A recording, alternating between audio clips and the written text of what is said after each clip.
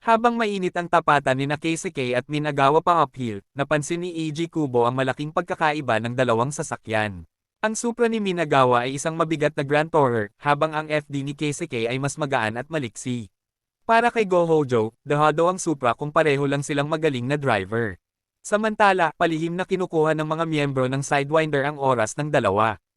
Ayon sa data, bumibilis ang takbo ng laban at ang kondisyon ng gulong na ang magdidikta ng panalo. Kahit si Keisuke ay ramdam ang pressure, mas bagbog si Minagawa dahil hindi niya inasahan ang ganitong tulan. Aminado si Keisuke na nakakatakot ang bilis ng isang pro racer. Sa huling bahagi ng kalsada, pilit na dinidikitan ni Minagawa ang likod ni Keisuke.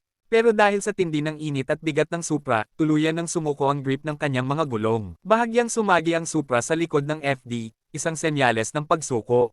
Dahil sa gun ng FD, mas nakatipid si Keisuke sa gulong, habang si Minagawa naman ay naging biktima ng sarili niyang pride sa paghabol, dahilan para mabasag nila ang course record. Pagkatapos ng laban, sinabi ni Reyesok na ang lakas ni Minagawa ay nanggaling sa kanyang spirit bilang isang veterano sa pro racing. Matapos ang tagumpay, bumalik muna ang Project D sa Gunma. Sa Akina, madaling araw na nag-eensayo si Takumi ng one-hand steering gamit ang impresa, pero hindi pa rin siya kontento sa kanyang galaw. Napansin ni Bunta ang kakaibang pudpod ng gulong at tinanong kung anong milagro ang ginagawa nito. Ikinwento ni Takumi ang natutunan niyang one-hand steering mula sa nakaraang laban. Payo ni Bunta, subukan din niya ito sa 8-6, pero aminado si Takumi na masyado pa itong mahirap sa ngayon. Sa kabilang dako, sinubukan ni Takumi na mag-golf kasama si Mika. Muntik na siyang mapalay sa pag-swing, habang si Mika naman ay perpekto ang bawat tira. Sa loob ng bulsa ni Takumi, kanina pa tumatawag si Atsuki pero hindi niya ito sinasagot dahil seryoso siya sa pakikipag-date. Habang inihatid ni Takumi si Mika pauwi, nag-share sila ng kani-kanilang pangarap na maging pro si Mika sa golf at si Takumi sa karera.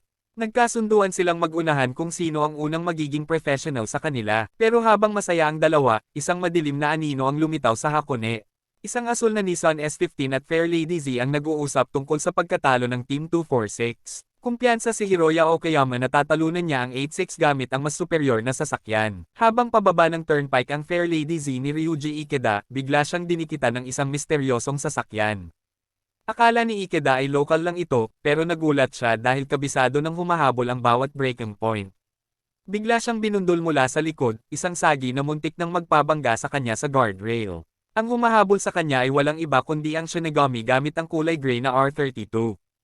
Paliwanag ni Go Hojo kay Eiji, ang Shinigami ay ang kanyang kuya na si Rin Hojo. Naging anti-social at mapanganib ito matapos ang pagpapakamatay ng kasintahan nitong si Kaori. Ang target ng Shinigami, walang iba kundi si Reyesok Takahashi, na may malalim ding koneksyon kay Kaori noon. Matapos ang ilang beses na pagbangga ni Rin kay Ikeda, minabuti na lang ni Ikeda na tumabi at huminto para makaiwas sa disgrasya. Kinabukasan, nagdesisyon si Itsuki na kahit mawalan siya ng trabaho, sasama siya sa huling expedition ng Project D sa Kanagawa para suportahan si Takumi. Dumating ang gabi ng laban sa Nanamogiri laban sa Team Spiral. Tinanong ni Ikeda ang Project D kung ano ang kahulugan ng pagmamaneho para sa kanila. Sabi ni Keisuke, ito ay parang pagpapakasakit o masochism. Para kay Takumi, parang daily activity lang ito. Pero ang sagot ni Reyesok ang ikinagulat ni Ikeda, para sa kanya, ito ay isang pangarap. Habang naghahanda sa pagsabak, nagmamasid sina Go at Eiji sa pabago-bagong panahon.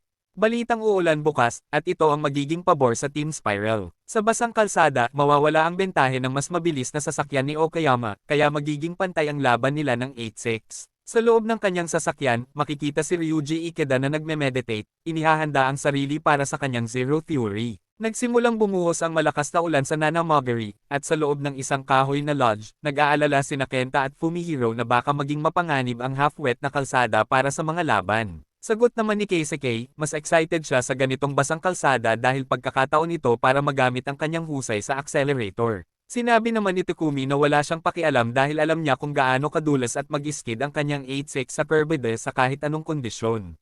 Bigla namang ninakaw ni Keisuke ang pagkain ni Takumi habang nagtatanghalian, na ikinainis naman niya. Samantala, sa templo ng kanyang pamilya, napansin ni Ryuji Ikeda ang ulan at naisip na ito ang perpektong pagkakataon para subukan ang kanyang Zero Theory. Nagtataka rin siya tungkol kay Reyesok Takahashi na tila may mabigat na dinadalang pasanin sa loob. Balik sa lodge, sinusuri ni Reyesok ang Zero Theory sa website ni Ikeda kasama si Fumihiro at sinabing may pagkakahawig ito sa kanyang fastest street racing theory. Nag-aalala si Fumihiro na mahihirapan si Keisuke kay Ikeda, pero sigurado si Reyesok na makakahanap sila ng paraan para manalo. Sa gas station sa Gunma, pinag-uusapan ng Speedstars ang malakas na buhos ng ulan at nag-aalala sa kawalan ng visibility kapag nagmamaneho sa gabi. Pero naalala ni Atsuki ang panahon kung kailan nanalo si Takumi sa gitna ng malakas na ulan habang siya ay nasa backseat. Naniniwala siya na may higit pa sa galing sa pagmamaneho si Takumi na tumutulong sa kanya para malagpasan ang hirap ng ulan. Nang lumapit ang gabi ng bakbakan, natapos ni Keisuke ang kanyang practice run sa course. Sinabi niya sa mga miyembro ng Project D na huminto ang ulan sa halos buong kalsada, kaya nagpatupad si Reyesok ng bagong diskarte para sa partikular na wet road condition na ito. Kumatok si Junichi Sakamoto sa Fair Lady ni Ikeda habang ito ay nagme-meditate at tinanong kung ano ang iniisip nito. Sagot ni Ikeda, ang punto ng meditasyon ay ang panatilihing blanko ang isip, kaya wala siyang plano sa laban dahil ang pagnanais na manalo ay nagpapakita lang ng kahinaan ng tao. Plano na lang niyang umasa sa potensyal ng kanyang kotse.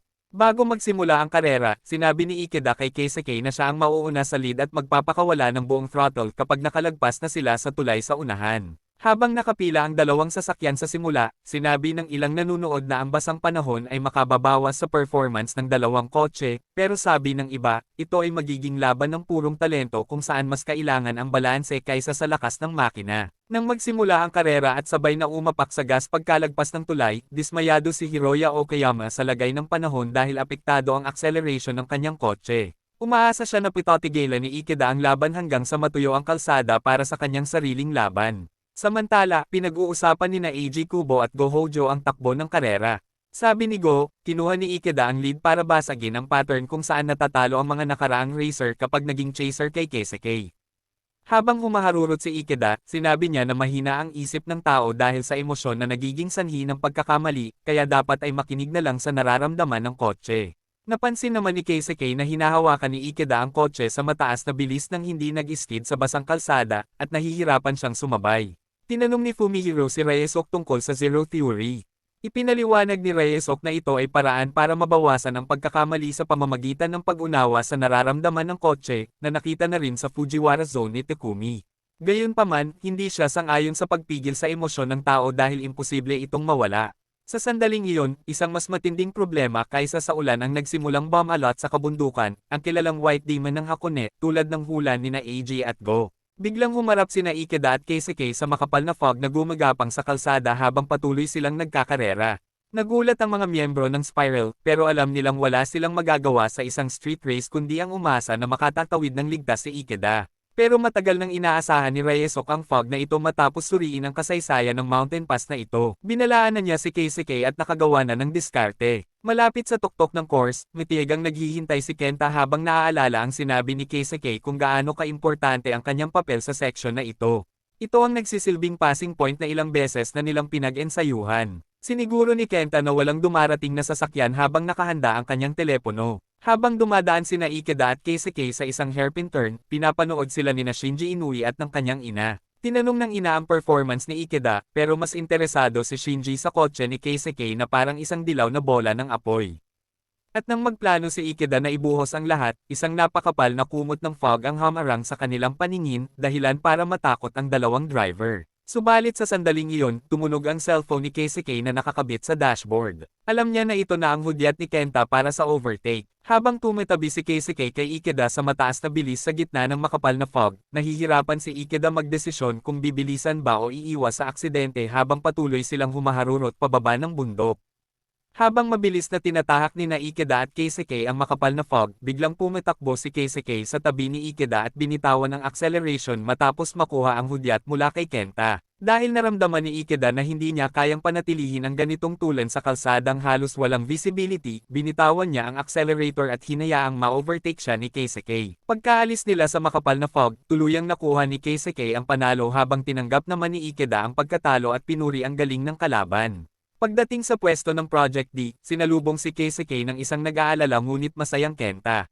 Sinabi ni Reyesok na ang diskarteng ginamit ay sariling isip ni Keisuke, lalo na ang kanyang galaw sa high-speed section na may S-curve. Sagot naman ni Keisuke, malaking tulong ang buwan ng training pero hindi niya ito magagawa kung wala ang hudyat ni Kenta. Samantala, inamin ni Ikeda kay Junichi Sakamoto na sumasakit ang ulo niya sa tindi ng laban at natalo siya sa fighting spirit. Hindi matanggap ni Junichi ang resulta at humihingi ng rematch, pero tumanggi si Ikeda dahil sa street race ay walang dahilan ang lagay ng panahon at kailangan pa niyang pagbutihin ang kanyang Zero Theory. Dumating naman si Hiroya Okayama para sa kanyang laban at sinabi sa koponan na kakaiba ang desisyon ng kalaban na mauna sa lead position dahil malaking dehado ito sa fog. Nag-usap naman sina Eiji Kubo at Go Hojo tungkol sa paparating na downhill battle. Habang naghahanda si Takumi, pinayuhan siya ni Reyesok na pumalo muna sa 80% sa simula, gawin itong 70% kapag nakuha na ang rhythm, at ibuhos ang lahat kapag naramdaman na niya.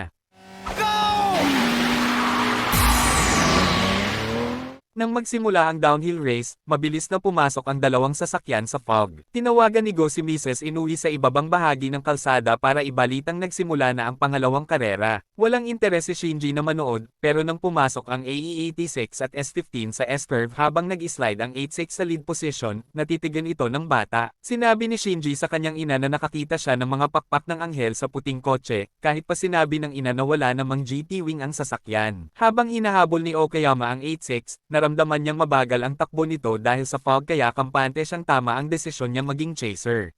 Ipinaliwanag ni Reyesok kay Fumihiro na kaya nang manalo ni Takumi dahil sa kondisyon ng kalsada, at ayaw niya lang makakuha ng maraming data ang kalaban dahil nakapokus na siya sa susunod na laban-laban sa Sidewinder. Habang tumatagal, tinaasan ni Takumi ang kanyang bilis na napansin naman ni Okayama bilang isang matalas na driving sense, at umaasa siyang magkakamali si Takumi sa ikalawang bahagi ng kalsada. Nag-aalala si Kenta dahil mas maganda ang timpla ng Sylvia ni Okayama kaysa sa sasakyan ni Takumi, pero sinabi ni Keisuke na sa ganitong malalang kondisyon ay mas tumatalas ang Fujiwara zone ni Takumi. Napansin ni Okayama na lumampas na sa kanyang comfort zone ang tulen ni Takumi at kinakabahan na siya sa paparating na hairpin turn. Biglang ibinuhos ni Takumi ang lahat sa kurbada, at sa sandaling akala ni Okayama ay mawawalan ito ng kontrol at sa salpok, milagrong nakalagpas si Takumi at biglang nawala sa paningin niya sa loob ng fog. Sa sobrang gulat, pilit na humabol si Okayama pero lalong bumilis ang 86 sa mga susunod na kurbada hanggang sa tuluyan na siyang maiwan at matalo. Pagkatapos ng tagumpay ng Project D, sinabi ni Ikeda sa koponan na sinadya niyang hindi bigyan ng payo si Okayama para matalo ito at makakuha ng karanasang tutulong sa kanyang paglaki. Masaya naman si Go dahil sa wakas ay sila na ang susunod na makakalaban ng Project D. Kinabukasan ng gabi sa Gunma, hinarap ni Takumi ang Speedstar sa gas station at sinabing sinwerte lang siya sa fog dahil mas nakatutok ang kanyang konsentrasyon kapag malala ang panahon. Ibinahagi naman ni Aitani na nag-apply silang lahat ng leave para pumunta sa Kanagawa at ibigay ang kanilang buong suporta sa huling laban ng Project D. Nang gabing iyon, isang modified na puting Mazda FC3 SRX7 ang nakitang humaharurot sa mga kurbada ng Akagi. Huminto ito sa isang parking lot kung saan hinarap ni Matsumoto si Reyesok na nakasuot ng formal na suit. Tinanong ni Matsumoto kung sigurado ba si Reyesok sa kanyang gagawin dahil hindi ordinaryong tao ang kanyang makakaharap. Nanatili sa kanyang desisyon si Reyesok dahil alam niyang ito ang tadhanang hindi niya pwedeng takbuhan at nangakong babalik ng ligtas. Kinabukasan sa Akagi, ibinalita ni Kenta kay Keisuke na nakita ang FC ni Reyesok na may malaking GT wing na ikinagulat at ikinaalarma ni Keisuke. Nang gabing iyon sa Daikon Observatory sa Hakone Turnpike, nag-iisa si Rin Hojo kasama ang kanyang gray na R32 GTR sa gitna ng fog habang inaalaala ang pumanaw na kasintahan na si Kaori. Biglang dumating ang puting FC3S at huminto sa kanyang harap. Lumabas si Reyesok Takahashi sa sasakyan at lumapit kay Rin para harapin ang kanilang tadhana. Samantala sa Akagi, binalitaan ni Fumihiro sina Keisuke at Kenta na hindi niya makontak sina Reyesok at Matsumoto na tumulong sa pag-upgrade ng FC. Sa kabila nito, nagdesisyon si Keisuke na huwag nang pakialaman ang plano ng kanyang kuya. Tiwala si Keisuke na dapat silang mag-focus sa huling ensayo para sa showdown sa Kanagawa laban sa Sidewinders. Balik sa Hakone, nangako si Matsumoto kay Reyesok na maghihintay siya sa taas ng bundok kahit ano ang mangyari at hindi aalis hanggat hindi ito bumabalik ng ligtas. Tumatakbo na pababa ng turnpike ang FC ni Reyesok habang nakadikit sa likod nito ang R32 ni Rin. Sa Gunma naman, binalita ni Kenji kina Atsuki at Aitani na may nakitang puting FC sa Akagi at iniisip kung nagbabalik ba sa karera si Reyesok o baka gaya lang ito ng mga peking Project D noon. Sinabi ni Aitani na imposibleng makapanggulo ang peke sa Akagi dahil teritoryo ito ni Reyesok. Tinawagan naman ni Atsuki si Takumi na kasalukuyang kadate si Mika, pero aminado si Takumi na wala siyang alam sa nangyayari. Sa itaas ng kabundukan, tuluyan ng pumasok sa daan ng bundok ang FC ni Reyesok at ang R32 ni Rin para simulan ang kanilang death battle. Habang nag-aalala si Matsumoto, naalala niya ang usapan nila ni Reyesok sa loob ng FC habang binabaybay ang Tomei Expressway. Doon ay nagkwento si Reyesok tungkol sa kanyang nakaraang pag-ibig sa isang senior girl noong nag-aaral pa siya ng medisina, kung saan nahulog ng husto ang loob niya sa kakaibang ugali nito. Sa gitna ng karera, napansin ni Rin na parehong malakas ang potensyal ng dalawang sasakyan sa kurbada, ngunit mas maganda ang braking ng mas magaang FC ni Reyesok. Walang pakialam si Rin dahil ang plano niya ay banggain at i-shunt si Reyesok kapag hindi ito lumayo sa kanya, at kung makakaligtas si Reyesok sa isang round na ito ay siya ang panalo. Sa sandaling iyon, pumasok sa alaala ni Reyesok ang panahon kasama si Kaori sa lawa ng Akagi, kung saan tinatanong siya nito kung gusto ba talaga nitong maging doktor o sinusunod lang ang gusto ng mga magulang, at kung ano ba talaga ang pangarap na magpapasaya sa kanya. Natapos ang alaala ng dumaan ang dalawang sasakyan sa pwesto ni Junichi Sakamoto na agad na nag-report kay Ryuji Ikeda. Umalis sa gilid ng kalsada si Ikeda gamit ang kanyang Z33 at sumabay sa takbo ng dalawa para mag-high-ganti sa ginawa ng Shinigami sa kanya noon. Idineklara ni Ikeda na ang Team Spiral ang tagapagtanggol ng Hakone at hindi nila papayagan ang kabaliwan ng Shinigami, habang hula niya na ang driver ng puting FC ay ang sikat na alamat ng kanto. Naalala naman ni Reyesok ang huling pagkikita nila ni Kaori sa isang bar. Umiiyak na sinabi nito na may pinili ng mapapangasawa ang kanyang pamilya at kailangan na nilang sumuko, pero matatag na nangako si Reyesok na hindi niya ito bibitawan at protektahan niya ito kahit ano ang mangyari.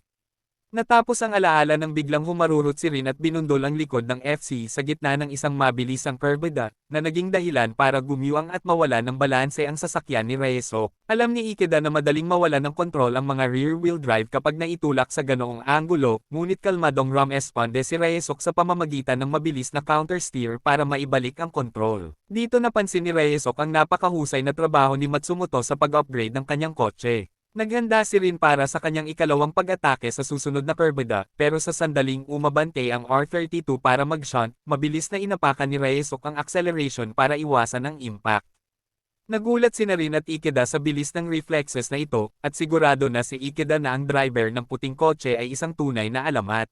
Binalot si Rin ng aura ng galit at inialay ang laban kay Kaori, kahit pamamatay siya sa tapatang ito. Kasabay nito, naalala rin ni Rin ang huling pag-uusap nila ni Kaori kung saan tinanggihan nito ang kanyang alok na kasal habang umiiyak, na siyang nagpabaliw sa kanyang isipan. Seryoso nang nagbabakbakan ang dalawa habang nahihirapan na si Ikeda na sumabay sa tindi ng kanilang takbo. Napagtanto ni Ikeda na mali ang hinala niya na purong low ika lang ang kakayahan ni Reyesok, dahil ang galing nito sa kalsada ay lumampas pa sa limitasyon ng mga lokal na driver. Pumasok muli sa isip ni Reyesok ang huling hiling ni Kaori na sana ay lagi silang magkasama, bago muling bumalik ang kanyang paningin sa kasalukuyang mabilisang death battle kung saan nakataya ang kanilang mga buhay. Patuloy na nawawala sa dilim ng gabi ang tatlong sasakyan habang binabaybay ang mapanganib na kabundukan. Pagpasok sa isang mabilisang kurbada, tumabi si Rin kay Reyesok at sinabing tapos na ang lahat habang tinatangkang itulak ng kanyang mabigat na GTR ang FC palabas ng kalsada. Nanood sa takot si Ikeda mula sa likod habang itinutulak ng GTR ang FC patungo sa gilid ng kalsada sa napakataas na bilis. Sa isang iglap, nagdesisyon si Reyesok na iakyat ang kanyang kotse sa gilid ng kalsada para saluhin ang puwersa ng tulak na ikinagulat ni Rin at Ikeda. Matapos makalabas sa kurbada, napagtanto ni Ikeda na kung hindi ginawa ni Reyesok iyon, sasalpok ang gulong nito sa gutter at iikot ang sasakyan. Isang mabilisang desisyon ito na nangangailangan ng galing ng isang eksperto sa bundok na nagpapatunay sa kanyang teorya ng fastest racing on public roads. Naalala naman ni Rin ang nakaraan kung saan sinabi ni Kaori na hindi niya pwedeng sabihin ang dahilan kung bakit ayaw niyang magpakasal dahil walang kinalaman si Rin dito. Gustong malaman ni Rin kung sino ang lalaking mahal nito pero hindi sumagot ang babae. Sa kasunod na alaala sa bahay ni Kaori, sinampal siya ng kanyang galit na ama dahil sa kahihiyang idinudulot nito, at pinatatahimik siya para humingi ng paumanhin sa pamilya Hojo. Sinabi ng ama na ang kumpanya nila ay nabubuhay lang dahil sa pamilya Hojo, pero nanindigan si Kaori na mas mabuti pang mamatay kaysa pumunta roon. Balik sa karera, tumabi muli ang R32 ni Rin sa FC ni Reyesok. Alam ni Reyesok na ang makina ng R32 ay may lakas na 6 nara ang 50 horsepower at hihigitin siya nito sa diretso, habang sinabi ni Rin na wala nang tatakbuhan ang kalaban. Sa susunod na kurbada, ibinangga ni Rin ang kanyang sasakyan sa katawan ng FC na nagdulot ng violent understeer patungo sa guardrail na may bangin sa likod. Ilang beses na sumayad at tumalbog sa guardrail si Reyesok bago muling nakuha ang kontrol. Napagtanto ni Ikeda na bago pa man bumangga si Rin, dinala na ni Reyesok ang FC sa mas mataas na bilis sa kurbada para saluhin ng G-force ang impact ng tulak. Dahil dito, hindi gumana ang side press ng Shinigami. Napansin ni Ikeda na binabasa ng mahusay ni Reyesok ang kanyang kalaban, at ito ang perpektong halimbawa na hinahanap niya para sa kanyang Zero Theory. Habang patuloy na bumababa ang tatlong sasakyan, naalala ni Reyesok ang usapan nila ni Matsumoto kung saan sinabi niyang kilala niya si Rin dahil senior niya ito sa kolehiyo. Inilarawan niya ito na matalino pero isinara ang sarili sa mundo, at nais niya itong iligtas dahil pareho silang may dinadalang sakit. Sinabi ni Rin sa karera na ngayon ang ikalawang anibersaryo ng pagkamatay ni Kaori, at galit siya dahil tila madaling nagpatuloy sa buhay si Reyesok. Napansin naman ni Ikeda na madalas nang umiilaw ang brake lights ng R32 at nag-aalala siya sa preno nito. Biglang inapakan ni Rin ang gas at muling ibinangga ang buong katawan ng kotse sa FC habang papalapit sa isang tulay para itulak si Reyesok sa ilog. Agad na nagpreno si Reyesok dahilan para humiwalay ang kanyang sasakyan. Gumwang ang R32 nang tumama sa gutter habang nag-oversteer naman ang FC gamit ang countersteer, dahilan para muling makuha ni Reyesok ang lead position. Napansin ni Ikeda na patuloy na umiilaw ang preno ng R32 ngunit patuloy pa rin ito sa mataas na bilis, na lubhang mapanganib sa pababang kalsada. Naalala naman ni Reyesok ang huling tanong ni Kaori tungkol sa kanyang pangarap na maging doktor, at kung paano nito ninais na makasama ang lalaking kayang tuparin ang mga pangarap nito.